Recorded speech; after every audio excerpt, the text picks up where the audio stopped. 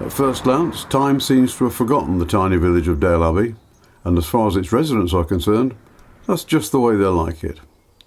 The village is a time capsule that each year draws thousands of visitors that come here to escape the pressures of modern day life, either by walking through the fields and woods of the surrounding countryside, or marvelling at the ruins of the 12th century abbey and the tiny village church, or simply enjoying a quiet pint in the most English of village pubs.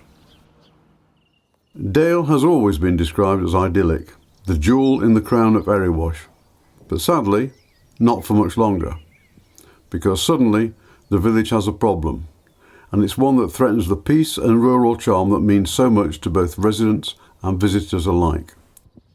But two huge solar farms that, if approved, will change the village and its surrounding countryside forever.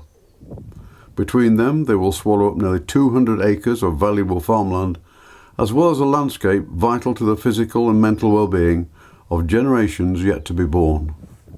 The largest of the two solar farms would start immediately behind the woodland that stands guard over the famous Hermit's Cave and the picturesque 12th century church. Over 75,000 3-metre black plastic panels, along with 3.5 metre high fencing and security lighting, would cover the landscape, reaching almost the boundary with the neighbouring parish of Risley. This will be disastrous for the environment, the wildlife, and for those seeking a brief escape from the pressures of modern life.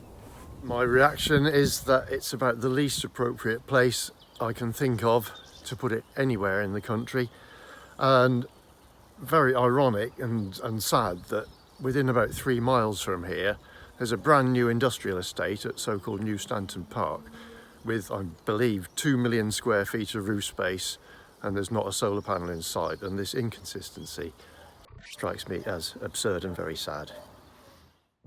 In neighbouring Stanton by Dale, a second site of 80 acres is planned for Hickson's Lane and will certainly be visible from Ilkeston and beyond. The landscape of Dale is virtually unchanged since it was tended by the monks of the abbey in the 14th century.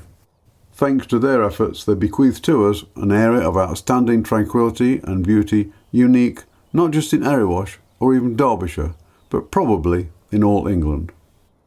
This is England, your England. So when the time comes, please stand with us to fight for something that must never be lost, the heritage that belongs to future generations.